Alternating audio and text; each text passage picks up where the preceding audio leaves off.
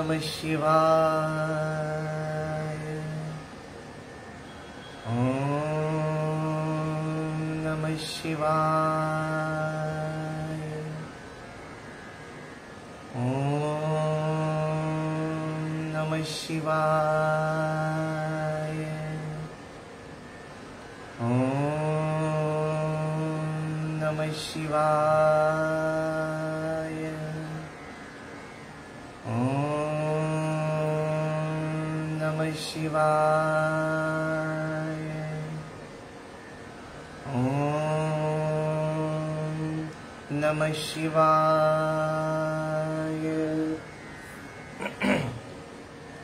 ॐ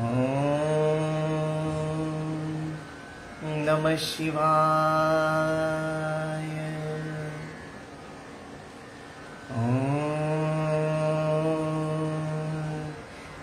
नमः शिवाय।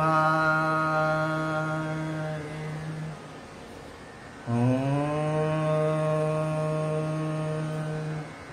नमः शिवाय।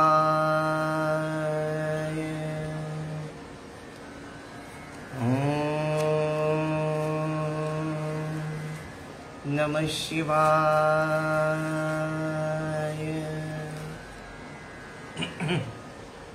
ॐ नमः शिवाय।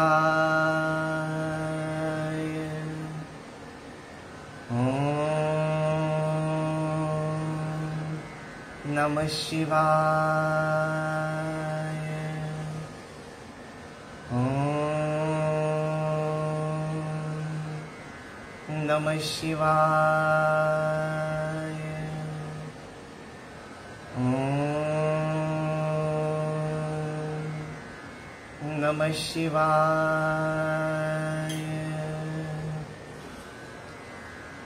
श्री सद्गुरुनाथ महाराज की जय।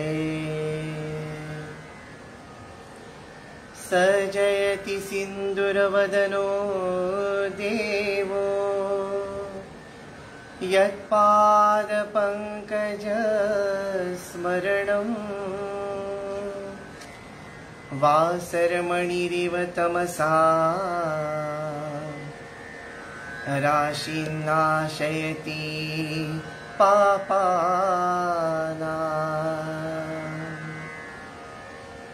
ध्यानमूलं गुरुर्मूर्ति पूजामूलं गुरुर्पदम्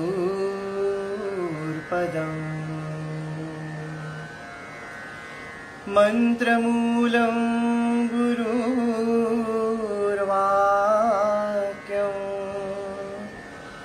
मोक्षमूलं गुरुकृपा।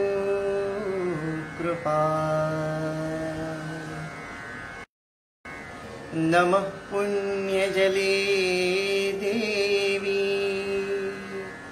नमः सागरगामिनी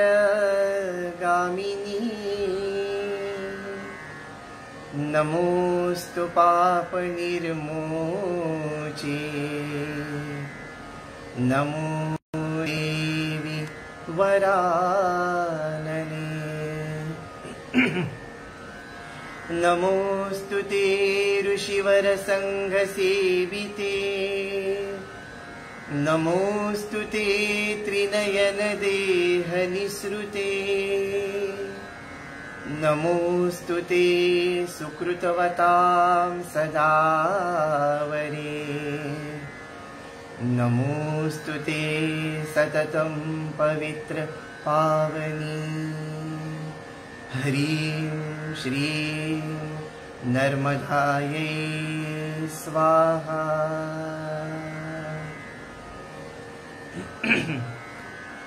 राकारोहिणी कान्तवर्णवसनं प्रफुल्लारविन्दं मुखं वेणुनादसमोपमं मधुध्वनिं भक्तजनोल्लासिनीं ध्यायेते चरणारविन्दयुगुलं रक्ताम्बुजसदृशं सिद्धारूढ कलावत्यै अद्वितीयै हे अम्ब माम् उद्धर हे अम्ब माम् उद्धर हे अम्ब माम् उद्धर नीलकौशेयवसनां हेमाभां कमलासनां भक्तानां वरदां नित्यम् उपाङ्गललितां चिन्तयाम्यहम्।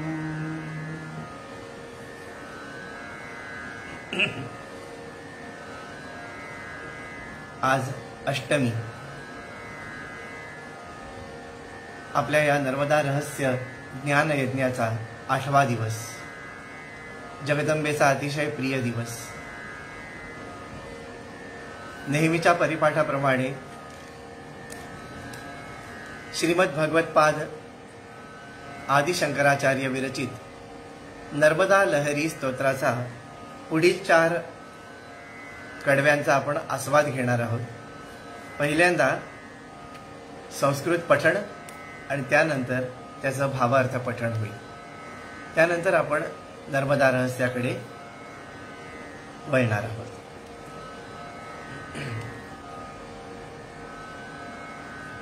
फलाहाराधारा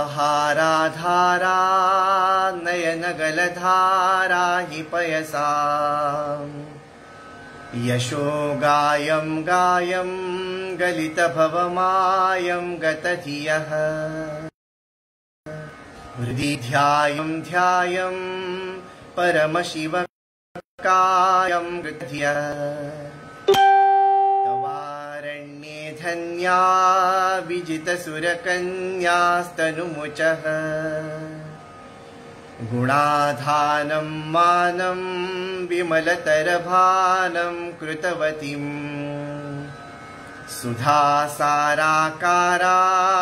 जनसुकृतदानेन्दुमुकुटे स्थितादर्शं दर्शं तव जननिधारा ततिमिमा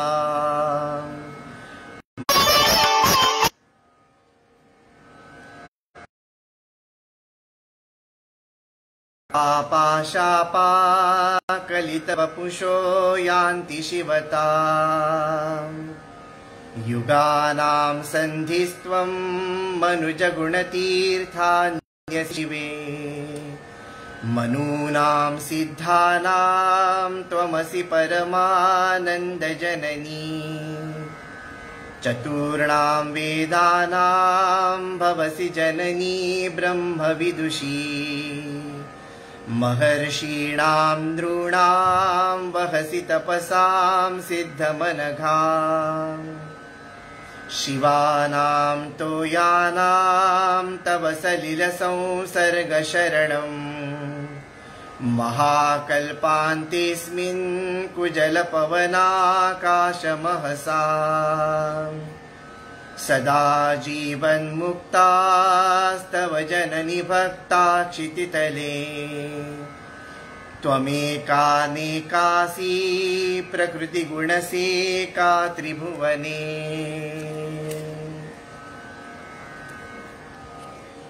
भगवान पूज्यपाद श्रीमद आदिशंकराचार्य म्हणत आहेत,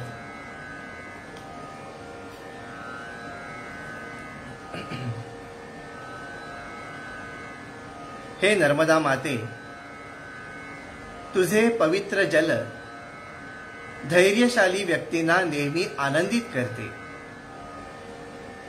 हे नर्मदा माते, जे लोक फलाहार करून तुझे पवित्र जल पिऊन तुझ्या काठावर असलेल्या अरण्यामध्ये निवास करतात, अर्थात तपश्चर्या करतात, ते लोक स्थिर चित्त व स्थिर बुद्धी होऊन तुझं यश गात गात आणि हृदयात तुझ्या परम मंगलमयी अशा मूर्तीचं ध्यान करत तुझ्या तीरावरील अरण्यामध्ये शरीर त्याग करतात ते लोक खरोखरच धन्य होत. कारण मृत्यूनंतरही ज्यावेळी हे लोक स्वर्गात जातात त्यावेळी देवताही त्यांचं पूजन करतात. हे नर्मदा माते, तू या सकल भूमंडळावरील पुण्य पुंजरूप चंद्राप्रमाणे असलेल्या मुकुटासारखीच आहेस. आचार्यांनी सर्व तीर्थ नायकम म्हटलेले आहे. सर्व तीर्थांचा नायक, सर्व तीर्थांची नेत्री, सर्व तीर्थांमध्ये श्रेष्ठ, म्हणून तीर्थांचा मुकुटमणी असं सुद्धा आचार्यांनी ह्या कडव्यामध्ये म्हटलेलं आहे. तुझ्या जलाचा विशाल प्रवाह हा अमृताच्या धारेप्रमाणे असून तो सर्व लोकांमध्ये गुण आणि मान धारण करून सर्व लोकांचे शरीर विशुद्ध करतो, सर्व पापांपासून मुक्त करतो. तुझ्या या अपूर्व जलधारेचे वारंवार दर्शन घेणारा महापापिष्ठ शापदग्ध मनुष्यही शिवपद म्हणजे पवित्र पद प्राप्त करतो, मोक्षपद प्राप्त करतो. हे नर्मदा माते, तू सर्व युगांना जोडणारी संधी स्वरूप आहेस. हे मंगलमयी माते, तू मनुष्यांना गुण प्रदान करणारी तीर्थ स्वरूपिणी आहेस. तू सिद्ध मनुष्यांच्या परमानंदाची जननी असून ब्रह्मतत्व जाणणारी आहेस. त्याप्रमाणेच तू 4 वेदांचीही जननी आहेस, म्हणून वेदगंगा म्हटलेलं आहे. नर्मदा माईला वेदगंगा का म्हटलंय? वेदांचीही जननी म्हटलेलं आहे. वेदांची उत्पत्ती नर्मदा माईच्या जलातूनच झालेली आहे. कशी ते आपण नंतर थोडं विवरण त्याचं करूया.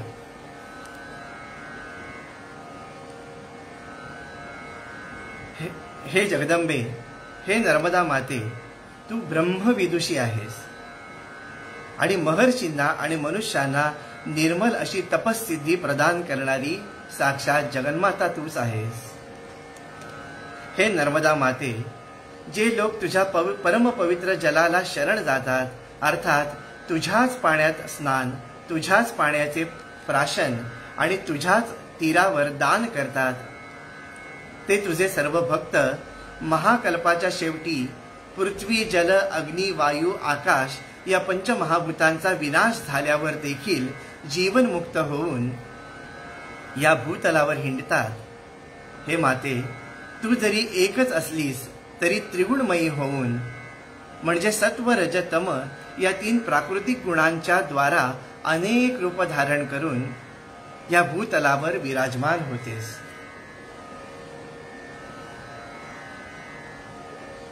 काय योगायोग आहे पहा. आपण जे आता प्रवचन करतोय, जे काही बोलतोय, त्या नर्मदा रहस्य, हे जे नर्मदा रहस्य आहे त्याच्यामध्ये जो भाग येतो, ज्या पद्धतीचा वर्णन महर्षी व्यासांनी केलेलं आहे तेच आचार्यांनी या स्तोत्रामध्ये केलेलं. प्रत्येक दिवशी निघणं, प्रत्येक दिवशी त्याचं साधर्म्य निघणं हा विलक्षण योगायोग वाटतो. म्हणजे आचार्यांनी श्रीमद आदिशंकराचार्यांनी या पुराणाचं सारच नर्मदा लहरी या स्तोत्रामध्ये काढलेलं दिसतं. आणि जो अध्याय घेतोय आश्चर्यकारक असं साधर्म्य त्याच्यामध्ये येतं. मार्कंडेय ऋषी युधिष्ठिरांना वर्णन करून सांगतायत की कसा कल्पाचा शेवट होत असतो. प्रत्येक कल्पामध्ये शेवट निरनिराळ्या प्रकारे होत असतो, त्याची उत्पत्ती सुद्धा निरनिराळ्या प्रकारे होत असते. काल आपण बघितलं नर्मदा माईची सर्व ऋषींनी केलेली स्तुती, काल आपण बघितलेली. ती स्तुती केल्यावर रुद्रशक्तीच्या स्वरूपामध्ये म्हणजे भगवान शिवाचे सर्व अलंकार लेवून हातात त्रिशूळ धारण केलेली, मृगचर्म पांघरलेली, व्याघ्रचर्म नेसलेली, गजचर्माचं वेष्टण घेतलेली अशी सुंदर युवती, जिच्या हातामध्ये शिवलिंग आहे, अमृत कलश आहे आणि पद्म आहे. तर पहिल्या अध्यायात आपण बघितलं होतं तिची कांती नीलोत्पल श्यामा म्हटलेली आहे, म्हणजे निळ्या कमळासारखी श्याम. नंतरच्या अवतारामध्ये आपण बघितलंय तिची अंगकांती हिरण्यवर्ण आहे. म्हणजे लक्ष्मी स्वरूप सोन्यासारखी अंगकांती आहे. कालच्या किंवा परवाच्या आपण भागामध्ये बघितलं तर विद्युत कोटी समप्रभा आहे. म्हणजे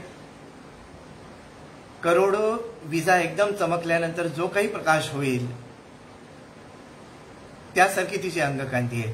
आणि आजच्या अवतारामध्ये तिचा वर्ण हा चंद्रासारखा सुशीतळ आहे, शुभ्र वर्णाची आहे ती.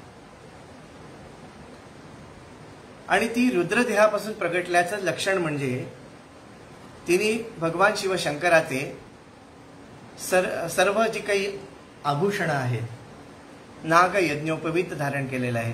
तुम्ही म्हणाल की आता स्त्रियांनी यज्ञोपवीत घालावं की नाही हा एक प्रश्न त्याच्यामध्ये येतो. पण पूर्वकाळी सर्वांच्याच मुंजी होत असत, मौंजीबंधन सर्वांचं होत असे. त्यामुळे नर्मदेनी ह्या अवतारामध्ये भगवान शिवासारखंच कातड्याची वस्त्र नेसलेली आहे. हातामध्ये त्रिशूळ आहे, एका हातामध्ये शिवलिंग आहे, दुसऱ्या म्हणजे मागच्या हातामध्ये अमृत कलश आहे आणि एका हातामध्ये मागचा दुसरा जो हात आहे त्या हातामध्ये कमळ धारण केलेलं आहे. आणि शिव स्वरूपिणी शक्तीच्या रूपामध्ये ती प्रकट झालेली आहे. सगळ्या ऋषींना म्हणाली की हे ऋषी हो, तुम्ही मला शरण आलेला आहात आणि माझा आश्रय घेतलेला आहात. जो जो माझा आश्रय घेतो तो कधी मरण पावत नाही. तो शरीरापासून सुटतो पण मरत नाही. आता ही काय गंमत आहे बघा. आम्ही भजनामध्ये नेहमी म्हणत असतो, जनन मरण भय हरण करोनी प्रेमामृते तृप्त केले स्वामी, कलावंता भगवंता श्रीकांता अनंता गुरुवरा तुझा नमस्कार. याचं स्पष्टीकरण करताना माझे जे मार्गदर्शक होते त्यांनी म्हणजे मल्लूर दादांनी सांगितलं की जनन मरण दूर होणार नाही, जनन मरण भय दूर होईल. अगदी साधी सोपी गोष्ट आहे. आपण लुडो खेळतो की नाही? तुम्ही सगळेजण खेळला असाल लहानपणी. तर लुडो खेळताना आपल्याकडे 4 सोंगट्या असतात, ते आपले 4 देह असं समजायचं. स्थूल सूक्ष्म कारण महाकारण हे 4 देह. आणि त्याच्याने आपण हा संसार पटावरचा लुडो खेळतोय. द्यूत म्हणा, लुडो म्हणा, काय कुठलंय तुम्हाला जे समजेल ते म्हणा. आणि ठराविक अंतर मग त्याच्यावरून आपण चालून जात असतो आणि मग एक सोंगटी गेली, मग दुसरा कोणतरी येऊन त्याला मारतो. मग ते मरण खरं का? लुडोमध्ये किंवा त्या खेळामध्ये सापशिडीमध्ये आपली सोंगटी मेली म्हटल्यानंतर वाईट वाटतं, पण ते खरं नाही हे माहिती असतं मनाला. मग खेळण्यामध्ये आनंद. एक डाव संपला की दुसरा खेळायला तयार होतो. त्याप्रमाणे मरणारं नाश पावणारं शरीर म्हणजे मी नव्हे हे कळल्यानंतर ह्या जन्ममरणाच्या खेळात सुद्धा मजा यायला लागते. मग भय नाहीसं होतं. आणि हे भय नाहीसं करणार कारण का? मरणारा जो आहे तो मी नव्हेच. मी कोण आहे? नित्य सत्यमुक्त चैतन्ययुक्त जो आत्मा आहे तोच मी आहे, जो कधीही नाश पावत नाही. आणि विश्वाची जी अमृत शक्ती आहे त्या अमृत शक्तीचाच मी एक अंश आहे हे लक्षात आल्यानंतर मग तो जीवनमुक्त होऊन राहतो. आणि हे फल नर्मदेच्या जलाच्या सान्निध्यामध्ये जर आपण तपश्चर्या केली तर सत्वर प्राप्त होतं असं मार्कंडेय ऋषी म्हणतायत या नर्मदा रहस्यामध्ये. आज मला बोलताना फार जरा जपून बोलायला लागणार आहे, कारण सतीश तुरी दादा सुद्धा ऐकतायत. त्यांचा अभ्यास प्रचंड अभ्यास आहे. त्यांच्यासमोर बोलण्याची माझी प्राज्ञा नाही, पण ही सेवा महाराजांनी दिलेली आहे, त्यामुळे जे काही बोलतोय ते गोड मानून घ्यावं सगळ्यांनी. त्यांनाही ही विनंती करतो मी. तर हे अमृतत्व प्राप्त करण्यासाठी तिच्या काठी तपश्चर्या करायची आहे. त्याप्रमाणे या ऋषींनी दिव्य 100 वर्ष म्हणजे मागे सांगितलं ना की इकडची पृथ्वीवरची दिव्य 100 वर्ष म्हणजे माणसांची 26,000 वर्ष. ही कालगणना फार फार क्लिष्ट आहे आपल्याला समजायला. म्हणजे ही कालगणना जर समजून घ्यायची असेल ना नीट, अगदी मनापासून आपल्याला जर समजून घ्यायची असेल काल म्हणजे काय, आता पुढचा जो भाग आहे तो सगळ्या कालाशी संबंधितच येणार आहे या नर्मदा रहस्यामधला. इतकी सापेक्ष गोष्ट आहे काल ही. आपण काल कशावर ठरवतो? पृथ्वीच्या भ्रमणावर ठरवतो. आणि सूर्य उगवला की दिवस म्हणतो, चंद्र उगवला की रात्र म्हणतो, किंवा सूर्य मावळला की रात्र म्हणतो, कारण अमावस्येला चंद्र उगवत नाही पण तरी त्याला आपण रात्रच म्हणतो. आणि मग आपण समजतो की हा एक दिवस गेला, दुसरा दिवस गेला, तिसरा दिवस गेला, हा आठवडा झाला. आठवडा 4 वेळा आठवडा संपला की मग त्याला महिना म्हणतात. पण गंमत अशी आहे की दिवस आणि रात्र हेच मुळात संभ्रम आहे. कारण फक्त पृथ्वीवरच दिवस आणि रात्र आहेत, किंवा जिकडे पृष्ठभाग आहे त्या ग्रहाचा जेवढा भाग सूर्यासमोर येतो तो दिवस असतो, आणि पाठचा भाग जो असतो अंधारातला त्याला रात्र म्हणतात. पण अंतरिक्षामध्ये गेल्यानंतर तिकडे सूर्यही एकाच वेळेला दिसतो, चंद्रही एकाच वेळेला दिसतो, गुरुही दिसतो, पृथ्वीही दिसते, सगळेच दिसतात. तिकडे आपण दिवस कसा ठरवणार? म्हणजे काल हे एक कल्पना आहे जी पृथ्वीवरच, दिवस किंवा रात्र ह्या कल्पना आहेत, या फक्त पृथ्वीवर आहेत. किंवा जिकडे पृष्ठभाग आहे, पृथ्वी म्हणजे जेव्हा पुराणामध्ये पृथ्वी हा उच्चार येतो, लम पृथ्वी तत्वात्मकम गंधम समर्पयामी, ही पंचपूजा जी आहे, पृथ्वी हा जेव्हा उल्लेख येतो तेव्हा सर्व प्रकारचे पृष्ठभाग त्याच्यामध्ये इन्क्लूड केलेले असतात, त्याच्यामध्ये निहित असतात, त्याच्यामध्ये मिळालेले असतात. सर्व प्रकारचे पृष्ठभाग जे आहेत त्याला पृथ्वी म्हटलेलं आहे. मग पृथ्वीच्या आतमध्ये सुद्धा वेगळा काळ चालू आहे. आता आपण एक पोस्ट सगळेजण वाचतोय, या व्हॉट्सअपवर आलेली आहे की मार्कंडेय डोंगराच्या जवळ अमक्या गुहेमध्ये ऋषी भेटले होते, आणि मग त्या व्यक्तीला ती व्यक्ती 6 महिन्यानंतर बाहेर आल्यानंतर तिला वाटलं होतं की आपण 2-3 तासच आहोत. ही कालगणना जर नीट समजून घ्यायची असेल तर त्रिपुरा रहस्य महात्म्यखंड वाचणं अत्यंत आवश्यक होतं आपल्याला. तेव्हा आपल्याला काल कळतो. तर तो काल जो आहे हा अत्यंत सापेक्ष असल्यामुळे त्याला माया म्हटलेलं आहे. मायेच्या अधिपत्याखालीच येतो, मायेच्या अंडर येतो.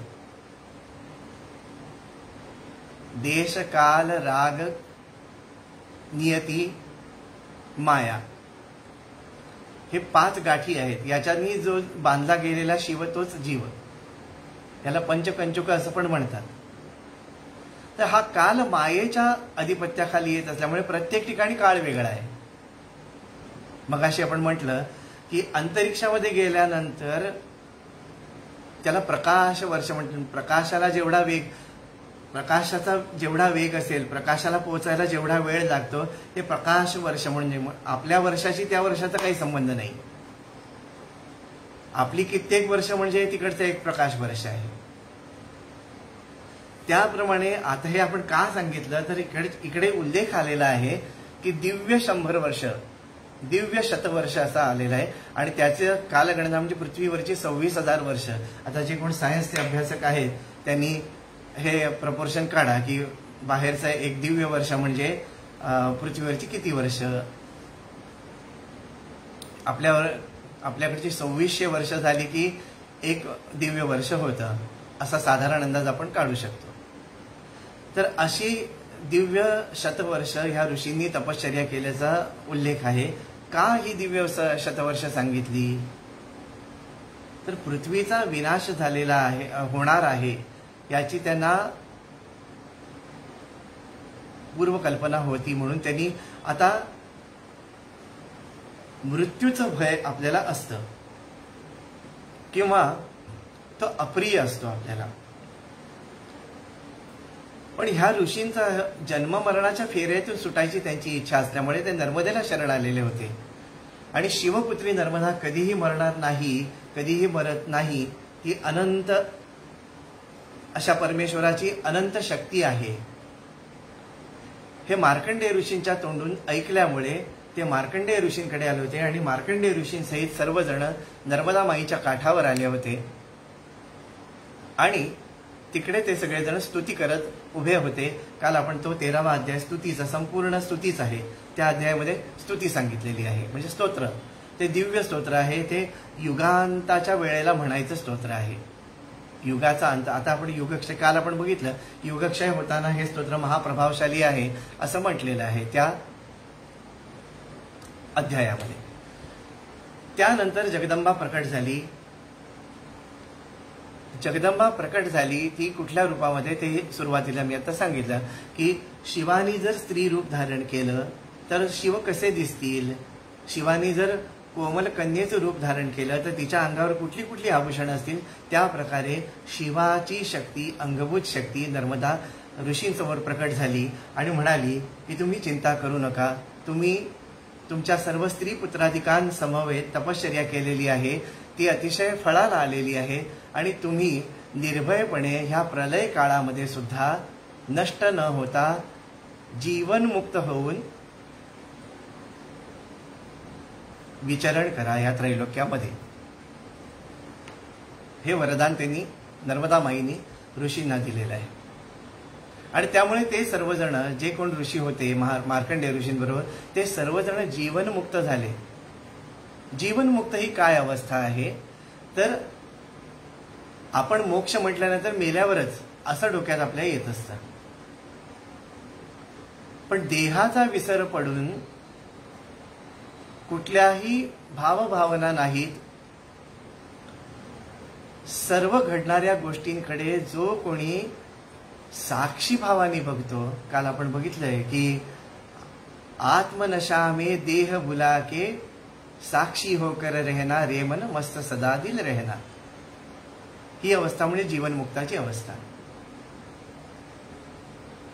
फार क्लिष्ट होत असेल तर अगदी सोपं करून सांगतो. आज एका भगिनीने दुपारी फोन केलेला होता. तिलाही हेच सांगितलं आणि ते मला वाटतं मैयाने तिला प्रेरणा दिली होती की मुक्त म्हणजे काय, मोक्ष कसा काय असतो किंवा याच्याबद्दल दादा तुम्ही सांगा म्हणून तिने फोन केला होता. आणि असं वाटलं की हां आज हेच आपल्याला बहुतेक बोलायला लागणार आहे म्हणून मैया आपल्याकडनं पाठांतर करून घेते. तर गंमत अशी झाली की त्यांनी विचारलं की दादा मोक्ष म्हणजे काय आणि कशाला मिळवायचा तो, म्हणजे कसा मिळवायचा तो. रंगवदूत महाराजांचंच उदाहरण सांगितलं त्यांनी जे लिहिलंय ते. आपण आता जागे आहोत ना सगळेजण, जागेपणे सगळं बघतोय की मोबाईल आहे, त्याच्या स्क्रीन आहे, त्याच्यावर एक कोणतरी व्यक्ती बोलते आहे, ती बोलते ते आपण कानाने ऐकतो आहे. आपण गादीवर बसलेलो असू किंवा जमिनीवर बसलेलो असू, कोणी देवाजवळ समोर सुद्धा बसलेला असेल, पण त्वचेला स्पर्शाचं भान आहे, डोळ्यांना रूपाचं भान आहे, कानांना शब्दाचं भान आहे. कोणी खात बघत असतील तर त्याने खात असताना सुद्धा जिभेला चवीचं भान आहे. हे सगळं भान आपल्याला जागृतीत आहे आणि आपण ते भोगत असतो. पण जेव्हा आपल्याला स्वप्न पडतं तेव्हा सुद्धा आपण हे सगळे विषय भोगत असतो. स्वप्नात सुद्धा दिसतं खीर खाल्ली तर स्वप्नातल्या खिरीचा स्वाद सुद्धा स्वप्नामध्ये आलेला असतो आपल्याला. खरं की खोटं ते तुम्ही पडताळून बघा. मग त्यावेळेला ही जीभ तर इकडे जड आहे, ती बाहेर असते, तरी सुद्धा स्वादाचा अनुभव येतो आपल्याला, येतो ना. स्वप्नामध्ये भयंकर दृश्य दिसलं, भीतीचा अनुभव येतो, ते दृश्य बघण्याचा अनुभव येतो. त्याच्यामध्ये काही विशिष्ट असे भयानक आवाज येतात, कधीतरी सुंदर बासरीचा आवाजही येतो. त्यावेळेला हे श्रवण तर बाहेर असतात, मेल्यासारखे पडलेले असतात, तरी सुद्धा श्रवण आपण करत असतो. हे कोण बघतं? स्वप्नातला जो अनुभव आहे जेवण्याचा, खाण्याचा, हा कोण घेत असतो? आणि ह्याच्या पलीकडे अजून तिसरी अवस्था आहे. त्या तिसऱ्या अवस्थेमध्ये गेल्यानंतर तर कसलंच भान नसतं. त्याला सुषुप्ती म्हणतात. एक जागृती, दुसरं स्वप्न आणि तिसरी सुषुप्ती. ह्या 3 अवस्थेमध्ये अनुभव घेणारा जो कोणी आहे तो जागाच असतो. म्हणून तर सकाळी उठलं, काय छान गाढ झोप लागली हो, एकदम गाढ झोप लागली हे कोणाला कळलं, म्हणजे तो जागाच असला पाहिजे. तेच चैतन्य स्वरूप जे 3 खोल्यांच्या घरामध्ये फिरतंय, कधी हॉलमध्ये आहे, कधी स्वयंपाकघरात आहे, कधी बेडरूम मध्ये आहे, तोच माणूस 3 खोली मी म्हणून म्हणतो का, तसं जागृती ही माझी अवस्था नव्हे, स्वप्न ही माझी अवस्था नव्हे, गाढ निद्रा ही सुषुप्ती ही माझी अवस्था नव्हे, तर कुठली माझी अवस्था, या 3ही अवस्था अनुभवणारा जो कोण आहे ते चैतन्य स्वरूप म्हणजे मी आहे. आणि हे जो जाणतो अभ्यासाने, हे जो बघतो, साक्षी रूपाकडे जो जाऊ शकतो, तोच जीवनमुक्त म्हणून ओळखायचं. आणि ही जीवनमुक्ती नर्मदेच्या काठी आपल्याला सहजपणे प्राप्त होते जर परिक्रमा मनापासून शास्त्रानुसार केली तर. आता परिक्रमेचं आपण जे म्हणतो जीवनमुक्ती पाहिजे ना, आपल्याला परिक्रमेतनं जीवनमुक्ती पाहिजे. एकदम काय 2 मिनिटात एका क्षणात देते असं नाही. आपली प्रारब्ध कर्म ही आहे. आपलं प्रारब्ध जेवढं खरतर असेल, जेवढं आपण 84 लक्ष योनीमध्ये मिळवलेलं आहे, ते सगळं परिक्रमेमध्ये आपल्याला पुसून टाकता येतं. पुसून कसं टाकता येतं, ते भोगायला लागतं. आपण जर इतरांना सुख दिलेलं असेल तर सुखाने परिक्रमा होते. आपण जर इतरांना टोचून बोललेले असेल तर, मैयांनी सांगितलं ना चितळे मैयांच्या त्या कॅसेटमध्ये, आपल्या त्या ऑडिओमध्ये काय म्हणतात त्याला, ते यूट्यूबच्या त्या भागामध्ये आहे की कोणाला तरी आपण बोललो तर काटा म्हणून येतं. ते काटाच असं धरू नका. कुठलंही दुःख आपल्याला जर प्राप्त होत असेल तर त्याच्यापासून पळून जायचं नाही परिक्रमेमध्ये. मुख्य गोष्ट ती आहे. कारण आपल्याला त्रास होतो आणि आपण ती परिक्रमा जर अर्ध्यात सोडली तर आपलं प्रारब्ध भोगायचं अर्ध राहतं तसंच. तुम्ही अण्णा महाराजांचे व्हिडिओ पण बघत असाल, या युट्यूबवर आहेत समुद्र पंचक्रोशीमध्ये. तर त्यांच्या घरी गेल्यानंतर मला कळलं की त्यांना परिक्रमेत असतानाच हार्निया झालेला होता. हार्नियाचा त्रास होता, चालू शकत नव्हते. किती कठीण होतं, पण घरी नाही आले ते. जबलपूरमध्ये त्यांचा जबलपूर का होशंगाबाद कुठल्या तरी एका ठिकाणी हॉस्पिटलमध्ये संपूर्ण त्यांचा खर्च मैयांनीच केला. म्हणजे नर्मदा माईनेच एक डॉक्टर असा पाठवला की त्यांचे सगळे इलाज वगैरे झाले आणि मग 23 महिन्यानंतर काहीतरी त्यांची परिक्रमा पूर्ण झाली. पण म्हणजे ते प्रारब्ध आपलं जे असतं ना, ते आपल्याला तिकडे भोगायची तयारी पाहिजे, तरच जीवनमुक्तीकडे जातो आपण. का सांगतोय आता की त्या ऋषींनी जीवनमुक्ती अनुभवली, ह्या विषयाच्या अनुषंगाने एवढ्या सगळ्या गोष्टी आता बाहेर निघत आहेत. पद्मपुराणामध्ये तीर्थयात्रा कशी करावी, नर्मदा माईची म्हणा किंवा कुठलीही तीर्थयात्रा कशी करावी, पद्मपुराणामध्ये त्याचे नियम आहेत. बघा, मी आधी संस्कृतमध्ये वाचतो, मग त्याचं आपल्याला जमलं तर विवरण करून देतो. म्हणजे संस्कृतमध्ये का वाचतो, संस्कृत ही गिरवाण वाणी आहे, ती जपली पाहिजे, हा एक उद्देश आहेच आहे. पण जे काही आपल्या ऋषीमुनींनी ज्ञान साठवलेलं आहे ते सगळं संस्कृतामध्ये आहे. आणि आपल्या बोलण्याला आधार कुठल्या तरी ग्रंथाचा आहे हे तुमच्याही मनाला पटावं. म्हणजे उगाच काहीतरी सांगतोय असं नसून पद्मपुराणामधलं तीर्थयात्रेचे शास्त्रीय विधी म्हणून सांगितलेले आहेत. विरागम जनयेत पूर्वे कलत्रादि कुटुंबके असत्यभूतं तज्ञात्वा हरिं तु मनसा स्मरेत कोशमात्रं ततो गत्वा रामं रामेति च ब्रुवन् तत्र तीर्थादिषु स्नात्वा क्षौरं कुर्यात् विधानवित्. पहिला श्लोक आहे, सगळेच वाचतो आणि मग त्याचा सारांश सांगतो. मनुष्याणां च पापानि तीर्थानि प्रतिगच्छताम् केशमाश्रित्य तिष्ठन्ति तस्माद् वपनं चरेत् ततो दण्डं तु निर्ग्रन्थिं कमण्डलुमथाजिनं बिभ्रूया लोभ निर्मुक्त तीर्थवेषधरो नरः विधिनां गच्छतां नृणां फलावाप्तिर्विशेषतः तस्मात् सर्वप्रयत्नेन तीर्थयात्रा विधिं चरेत् यस्य हस्तौ च पादौ च मनश्चैव सुसंयतं विद्या तपश्च कीर्तिश्च तीर्थफलमश्नुते हरे कृष्ण भक्तवत्सल गोपते शरण्य भगवन् विष्णो मां पाहि बहु संसृते इति ब्रुवन् रसनया मनसा च हरिं स्मरन् पादचारी गतिं तीर्थे प्रति महोदय. पद्मपुराणमध्ये पातालखंडामध्ये 19व्या अध्यायामध्ये 19 ते 26 हे ते श्लोक आहेत. तीर्थयात्रा किंवा नर्मदा परिक्रमा कशी करावी. विरागम जनयेत पूर्वे कलत्रादि कुटुंबके असत्यभूतम तद ज्ञात्वा हरिम तू मनसा स्मरे. कशी करावी तीर्थयात्रा, कसं जावं नर्मदा माईच्या तटावर. विरागम वैराग्ययुक्त व्हायचं. वैराग्य कशाबद्दल आलं पाहिजे. स्वतःच्या नाव लौकिकाबद्दल प्रथम आलं पाहिजे.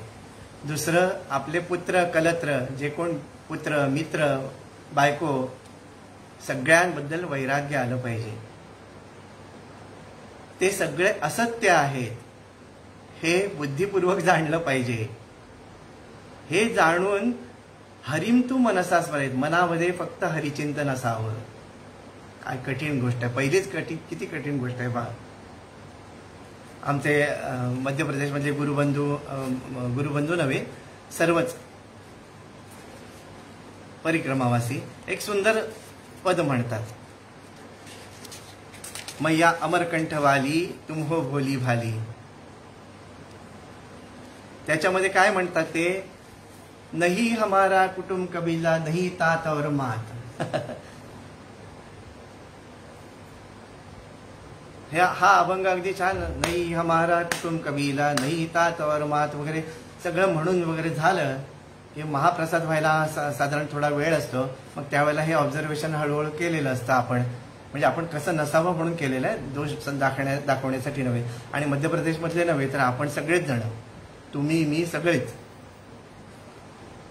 सगळं अगदी म्हणतो. म्हणजे आरती आपण नर्मदा जय जगदानंदी म्हणतो आणि महाराष्ट्रातल्या पद्धतीप्रमाणे घालीन लोटांगण. मग त्याच्यानंतर त्वमेव माता पिता त्वमेव बंधू सखा त्वमेव. हे सगळं झालं की मग मोबाईल बाहेर येतो. काय मग पिंट्या बरा आहे का, आणि घरी काय केलंय आज, आणि तुझी डोकेदुखी थांबली का, आणि मग शेजारचे कसे आहेत, कशाला ते आत्ताच म्हणाला ना त्वमेव माताच्या पिता त्वमेव. मग ते गेलं कुठे. पद्मपुराणात सांगितलंय ते सांगतो. हा मी शहाणा म्हणून काही सांगत नाही. मी तुमच्या सगळ्यांपेक्षा अतिशय हीन आहे. पण आपल्या सगळ्यांची परिक्रमा पूर्ण व्हावी ना, त्याचं खरं काय ते फळ मिळावं ना, म्हणून आपण हे चिंतन करतोय. तुमच्याबरोबर मी पण शिकायलाच बसलेलो आहे. सेवा महाराजांनी दिली म्हणून फक्त बडबडतोय इतकंच. बाकी हे जे सगळं आहे ते मलाही लागू होत आहे. दारा पुत्र मित्र कलत्र अवघे स्वार्थाचे लोक प्रभू सर्वांचा सखा सोयरा जीवलग तोची अंतीचा एक.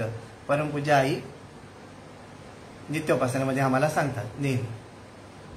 सगळे स्वार्थाचे कसे लोक आहेत. एक गमतीशीर गोष्ट तुम्हाला सांगतो. आमच्या इकडेच घडलेली, म्हणजे मी बघितलेली आहे. आमच्या जवळपास एक आजोबा आजी राहायचे आणि त्यांच्याबरोबर कधी कधी शिवमंदिरात मी जात असे. आणि त्या शिवमंदिराच्या इकडे डोंबिवलीचं जे शिवमंदिर आहे त्याच्याजवळ स्मशान पण आहे. तर स्मशान बघितल्यावर आजोबा म्हणायचे, मी जर मेलो तर तू काय करशील. म्हणजे आम्ही एका महाशिवरात्रीला गेलो होतो त्यावेळेला, मी जर मेलो तर तू काय करशील. तर आजीने अगदी डोळ्याला पदर बिदर लावला. नाही तुम्ही असं बोलू सुद्धा नका. तुम्ही गेल्यानंतर मी एक क्षणभर सुद्धा मला जगावं असं वाटणार नाही. अगदी मनापासून म्हणजे मला वाटलं की आजीबाई म्हणजे खरोखर अगदी ग्रेट आहेत. खूप आदर निर्माण झाला मला त्यांच्याबद्दल. आणि काही वर्षांनी कर्मधर्म संयोगाने आजोबा गेले आणि माझ्या डोक्यात तेच होतं की आजी म्हणाले तुम्ही गेल्यानंतर मी एक क्षणभर सुद्धा जगणार नाही. तेव्हा मी आशेने बघायला लागलो. आता काहीतरी बहुतेक आजीबाई पण आता जातील आता, कारण त्या म्हणाल्या की एक क्षणभर पण नाही, क्षण नसेल 15 मिनिटात 10 मिनिट 20 मिनिटांनी काहीतरी होईल असं वाटत होतं. मी आपलं ते बघत होतो. मग झालं आजोबांना न्यायची वेळ आली तेव्हा एकदम आजीने हंबरडा फोडला, अहो, आणि मुलाला हाक मारलं, अरे अमका नाव नाही सांगत. मला वाटलं आता बहुतेक मी पण चालले रे असं करून काहीतरी आता बहुतेक या धाडदिशी कोसळतील वगैरे असं सगळं वाटत होतं. लहान वय होतं ना, त्यामुळे अशा बालिश कल्पना तेव्हा येतात मनामध्ये. तोपर्यंत संसार म्हणजे काही कळलेलं नव्हतं, अजूनही कळलं नाहीच आहे. पण मला वाटलं आता काहीतरी दिसतंय छानपैकी, एक म्हणजे छानपैकी नाही म्हणू त्याला, क्षमा करा, काहीतरी असं एक दिव्य आपल्याला बघायला मिळणार म्हणून अरे म्हणून त्याने मुलाला हा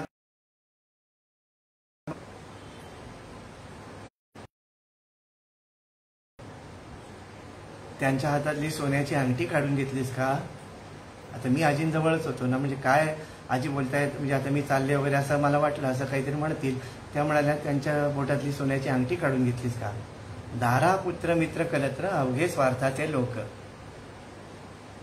प्रभू सर्वांचा सखा सोयरा. म्हणून पद्मपुराण काय सांगतंय, परिक्रमेला निघताना विरागम जनयेत पूर्वम कलत्रादी कुटुंबके. बायका, पोरं, मित्र सगळ्याबद्दल वैराग्य आलं पाहिजे.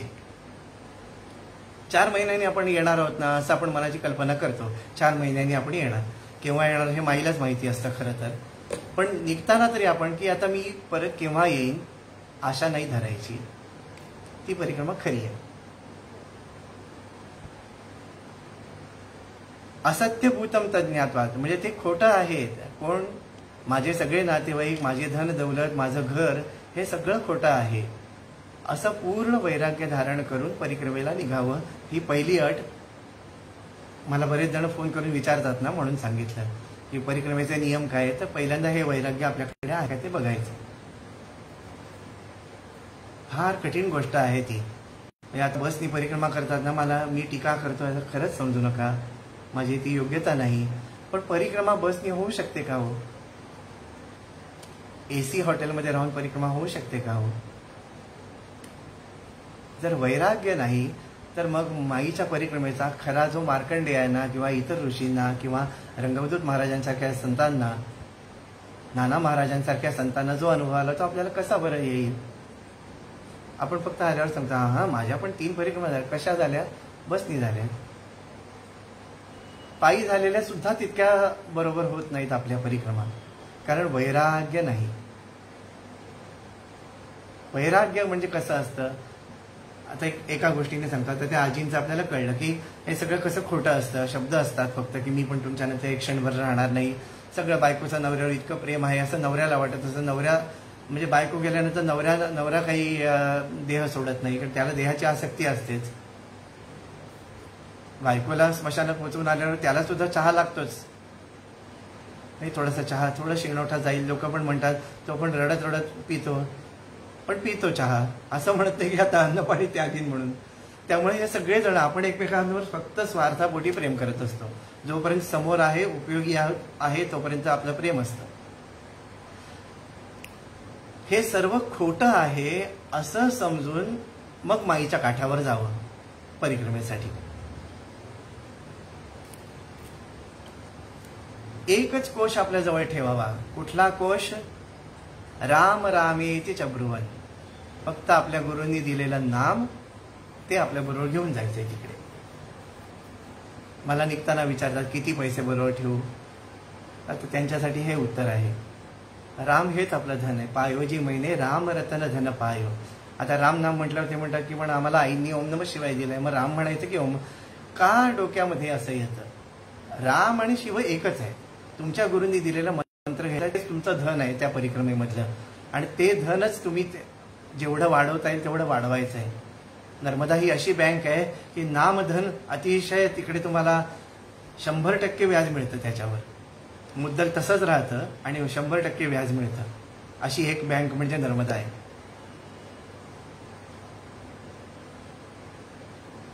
तत्र तीर्थादिषु स्नात्वा क्षौरम कुर्यात विधानवित. तिथे जाऊन तीर्थामध्ये स्नान करायचं प्रथम, आणि त्यानंतर क्षौरम कुर्यात विधानवित. क्षौर करायचंय, संपूर्ण सपाचट करायचंय. रूपाचा मोह पहिल्यांदा त्यागायचा आहे. आता एकाची मुंज झाली आपल्या आश्रमामध्ये, नर्मदा म्हणजे महेश्वरच्या आश्रमामध्ये. अतिशय सुंदर केस होते त्याचे, आणि त्याला त्याचं वाईट वाटत होतं. तर मला बाकी सगळे विधी करेन पण नाही केस कापले तर चालतील का. रूपाचा मोह आहे ना, तीर्थामध्ये रूपाचा मोह सोडायचा आहे, स्वरूपाचा मोह धरायचा आहे, स्वरूपाचा आतल्या रूपाचा मोह धरायचा आहे. बाहेरचा कसं कसं का दिसेना वेड बिद्र, काय फरक पडतो. तीर्थयात्रेला जायचंय, परिक्रमेला जायचंय तर ह्या गोष्टी करायच्या आहेत. मनुष्याणां च पापानि तीर्थानि प्रतिगच्छताम केशमाश्रित्य तिष्ठन्ति तस्माद् वपनं चरेत. का करायचंय? शास्त्राचा आधार आहे. मनुष्यांची जी पापं असतात ती तीर्थामध्ये गेल्यानंतर त्याच्या केसामध्ये राहतात. शरीर पवित्र होतं स्नानाने, पण केसामध्ये ती पापं राहतात आणि पुन्हा ती केसाच्या मार्फत शरीरामध्ये येत असतात. म्हणून केश वपन करून पूर्ण पापाचा निरसन तिकडे करून यायचंय. आता मी आजपर्यंत जी काही केलेली आहे ती सगळी तुला अर्पण करून टाकतो, मला या सर्व पापांपासून सोडव. स्त्रियांनी वपन करायचं नाही. हा तर त्या दिवशी आवळ्यासारखं कोणतरी प्रश्न विचारले, बायकांनी वपन करावं की न करावं. स्त्रियांनी वपन करू नये, पण त्यांनी स्वतःच्या रूपाकडे लक्ष न देता कसंही का दिसेना म्हणून तेल वगैरे वापरू नका, कंगवा वापरू नका, एवढे नियम पाळायचे. आरसा नका वापरू. आरशामध्ये बघितल्यानंतर मी असा दिसतो, माझे गंध असंच पाहिजे, आता तुमच्या समोर यायचं म्हटल्यानंतर मी एक 15-20 मिनिटं गंध लावण्यामध्ये घालवतो. हे सगळं काही परिक्रमित करायचं नाही. लागेल तसं गंध जसं ओढता येईल तसं भस्माचे पट्टे, कारण भस्मधारण महत्वाचं आहे, रूप महत्वाचं नाही. ततो दंडम तु निर्ग्रंथीम कमंडलू मथाजिनम विब्रूया लोभ निर्मुक्त तीर्थ वेशो धरो नरहा. कसा आहे, काय घ्यायचंय हातामध्ये? निर्ग्रंथी, गाठ नसलेला दंड हातामध्ये धारण करायचा आहे. कमंडलू धारण करायचा आहे. आता आपण स्टीलचा डबा ठेवतो, त्याच्यासाठी स्टीलचा कढीवाला डबा असतो, त्याला कमंडलू म्हणतो. आणि अजिनम, आता त्या काळी मृगाजीन व्याघ्राजीन असं ते नेसून निघायचे. आता आपल्याला काय श्वेत वस्त्र धारण करायचंय. श्वेत वस्त्र का धारण करायचं? श्वेत रंग हा निरीच्छतेचं प्रतीक आहे. मला काही मागायचं नाही आहे. जो निरीच्छ असेल, जो कामनारहित झालेला असेल, तो जीवनमुक्त होऊ शकतो. म्हणून ते श्वेत वस्त्र धारण करायचं आहे. ते शिवलेलं नसावं, कारण जिकडे शिवण येते तिकडे पोकळी तयार होते, पोकळी येते तिकडे काहीतरी साठवायची बुद्धी होते. म्हणून शिवलेलं वस्त्र नसावं. हे जेवढं पाळता येईल तेवढं तरी पाळा. मी असंच पाळा असं अजिबात सांगत नाही, कारण तो अधिकार मला नाही. प्रत्येक जीव स्वतंत्र आहे, त्याला आपली तपश्चर्या कशी करायची हे त्यांनी ठरवायचं. पण पुराणात काय सांगितलंय तेवढं तुमच्या समोर मांडण्यासाठी महाराजांनी बसवलंय आजचं हे 10 दिवस. म्हणून तेवढं मी आपलं सांगतोय.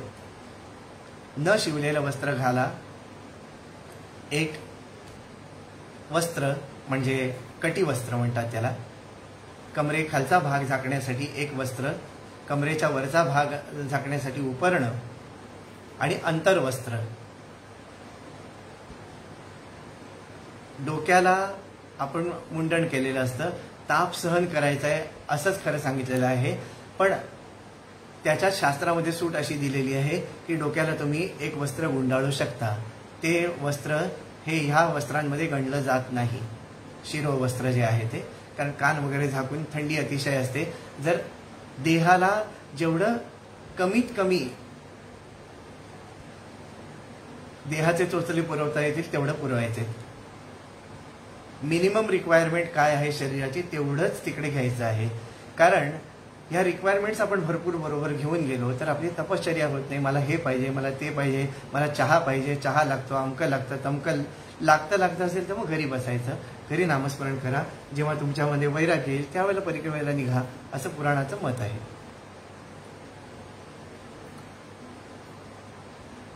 विधिनाम गच्छताम नृणाम फलावाप्तिर्विशेषतः तस्मात् सर्व प्रयत्नेन तीर्थयात्रा विधिं चरेत. यस्य हस्तौ च पादौ च मनश्चैव सुसंयतं विद्या तपश्च कीर्तिश्च तीर्थफलमश्नुते. ज्याचे हात पाय आदी इंद्रिय, पंचज्ञानेंद्रिय, पंचकर्मेंद्रिय आणि मन सुसंयत असायला पाहिजे. म्हणजे तिकडे संयम पाहिजे. रामदास स्वामींनी दासबोधामध्ये म्हटलेलं आहे, गुरूंकडे करताना सुद्धा हेच नियम पाळायचे आहेत. काय दासबोधामध्ये म्हणतात, न लावी शिष्या साधन, न करवी इंद्रिय दमन, ऐसे गुरु अडक्याचे तीन मिळाले तरी त्याजावे. अडक्याचे तीन म्हणजे त्यावेळेला अडका म्हणून ते हे असायचं, नाणं असायचं सगळ्यात कमी, म्हणजे रुपयाला 3 आपण म्हणतो ना. काय केळी कशी दिली, 5 रुपयाला 3. असे जरी इतके सहज मिळाले गुरु, काय नाही, तुम्ही काय करू नका, मी आहे ना, मी तुम्हाला पार लावेन. नाही, तो गुरु नव्हे, दासबोध सांगतोय, मी सांगत नाही. काय म्हणतात, न लावी शिष्या साधन. नाही नाही, तुम्ही काही साधन वगैरे काही करायची गरज नाही, मी आहे बस. नाही, तो गुरु नव्हे. न करवी ती इंद्रिय दमन. नाही नाही, इंद्रिय दमन वगैरे नाही, काय खायचं खा, प्यायचं प्या, तुम्हाला सगळी सूट आहे, माझ्या हात बस. नाही, ऐसे गुरु अडक्याचे 3, असे रुपयाला 3 मिळाले तरी सुद्धा सोडून द्यावेत असे गुरु. तसंच तीर्थयात्रेमध्ये आहे की इंद्रिय दमन पाहिजे, रसनेवर ताबा पाहिजे, मस्तकातल्या रागावर ताबा पाहिजे. हे सगळं झाल्यानंतर त्या तीर्थयात्रेचं फळ म्हणजे काय मिळतं, जीवनमुक्ती मिळते. तसा जो जीव होतो तो जीवनमुक्त असतो. काल जे ओंकारनी हे पाठवलं होतं, काय मस्त सदा दिल रहना, हा अभंग परिक्रमेला जायच्या आधी तुम्ही नक्की सगळ्यांनी पाठ करा, कारण तो सहज समजण्यासारखा अगदी सोपा अभंग आहे. आन पडे सो सहना रे मन, मस्त सदा दिल रहना. त्याच्यात दुसरं कडवं असं होतं, कोई दिन घी गुड मौज उडाना, कोई दिन भूख सहना, कोई दिन गाडी, कोई दिन वाडी, कबू स्मशान जगाना, रे मन मस्त सदा दिल रहना. कधीतरी तुम्हाला गुळतूप खायला मिळेल, गुळतूप म्हणजे पक्वान्न खायला मिळतील. कोई दिन घी गुड मौज उडाना, कोई दिन भूक सहना. कधीतरी भूक पण सहन करावी लागते, भूक लागलेली आहे, काही मिळत नाही खायला. नर्मदा माईच्या कृपेने 3 परिक्रमांमध्ये एकदाही मला भुकेलेलं तिने ठेवलं नाही. जेव्हा मी अन्न नाकारलं तेव्हाच मी उपाशी राहिलो. म्हणजे इच्छाच नव्हती की नाही आज काय खाऊ नये असं वाटत होतं, कारण नाम इतकं सुंदर चालायचं की आता जर मी खाल्लं तर ते नामाची जी चव आहे ना तोंडावरची ती जाईल, म्हणून त्या दिवशी नकोच वाटायचं काही खायला. मग नाही खायचं, आणि त्याचा काही अपाय झाला नाही. आणि एकभुक्त राहायचं परिक्रमेमध्ये. हे सगळं कशासाठी, इंद्रिय निग्रह पाहिजे. आता आपली इंद्रिय बेफाम झालेली आहेत ना, पाहिजे ते मिळवून आपण खातो, पाहिजे ते पित असतो, पाहिजे त्यावेळेला झोपत असतो. हे सगळं नियमित जर केलं तर तुम्ही देहापासून सुटायच्या मार्गावर जाता. देह असतानाच देहबुद्धीपासून सुटू शकतात. म्हणजे आमच्या परमपूज्य आई एक अभंग म्हणायच्या, अगदी सोपा, हा विषय समजण्यासाठी एवढंसं पुरेसं आहे. तेवढा अभंगातलं जे पहिलं जे कडवं आहे ना तेवढं मी आता म्हणतो तुमच्यासमोर. ते म्हटल्यानंतर त्याच्या मग तालीकडे लक्ष देऊ नका, आवाजाकडे लक्ष देऊ नका. त्याच्यात काय सांगितलंय त्याकडे लक्ष द्या. नियम पाळावे जरी म्हणशील योगी व्हावे, नियम पाळावे जरी म्हणशील योगी व्हावे. रात्री निद्रा परिमित घ्यावी, रात्री निद्रा परिमित घ्यावी, भोजनातही मिती असावी, भोजनातही मिती असावी. शब्द वल्गना न करावी, साधक जीवे जरी म्हणशील योगी व्हावे. नियम पाळावे जरी म्हणशील योगी व्हावे. परिक्रमेला का जायचंय, नियम पाळायचे का, परमेश्वराशी युक्त व्हायचं असेल तर नियम पाळावे लागतात. युक्त व्हायचं नसेल, मजेसाठी जायचं असेल तर तुम्ही मोकळे आहात. कोण तुम्हाला अडवणार आहे तिकडे, कोणी नाही अडवणार आहे. तिकडे काही पोलीस नसतो, हा नियम मोडला तुम्हाला अटक करतो असं काही नसतं. तुम्हीच निश्चय करायचा आहे की मला खरोखर योगी व्हायचं आहे का, मला खरोखरच परमेश्वराचा जो अवीट आनंद आहे तो भोगायचा आहे का. त्याच्यासाठी स्वतःच नियम पाळायचे आहेत. तिकडे कोणी तिकडे रखवालदार नसतो बघायला. एकाने मला विचारलं होतं, काय हो तुम्ही जाताय तर कोण चेक करते, फरसाण बिरसाण घेऊन जा की बॅगेमध्ये भरून. बघणार कोण आहे. कोणी बघत नाही तिकडे. तुम्ही काय करताय कोणाला काही त्याची गरज नसते बघायची. तुमचंच लॉस आहे त्याच्यामध्ये, तुमचं नुकसान आहे. का? तुम्ही नियम पाळत नाही, त्यामुळे तुम्ही आनंदापासून दूर आहात. जसं तुम्ही इकडे वागता तसंच तिकडे वागल्यानंतर इकडच्यापेक्षा विशेष आनंद कसा मिळणार? विशेष आनंद पाहिजे ना. आपण पाणी ज्या वेळेला ओतून देतो त्याच्यासाठी कुठलं यंत्र असतं का पाणी ओतायसाठी? कारण का ते खाली जाणं हे पाण्याचा स्वभावच आहे, तो खाली जाणार आहे, त्याच्यासाठी वेगळा आपल्याला प्रयत्न करायला लागत नाही. पण नदीतलं पाणी टाकीत चढवायचं तर मोटर लावायला लागते. का? नियंत्रित करून त्याला वर शक्ती लावून खेचायला लागतं, मग ते पाणी टाकीमध्ये जात असतं. तसं आपल्याला जर वर जायचं आहे तर आपल्याला काहीतरी रेग्युलेटर लावला पाहिजे, मध्ये काहीतरी नियमित केलं पाहिजे, त्यानंतर आपण वर जाणार आहोत. म्हणून हे नियम पाळायचे. म्हणजे पुन्हा कोणाला विचारत बसू नका हे नियम पाळलेच पाहिजेत का. नाही पाळले तरी काही बिघडत नाही. तुम्ही आहात तसे दगड होऊन घरी पण येताना तसेच येतात. नियम स्वतःसाठी पाळायचे. स्वतःची जेवढी कपॅसिटी आहे तेवढे पाळावे. का?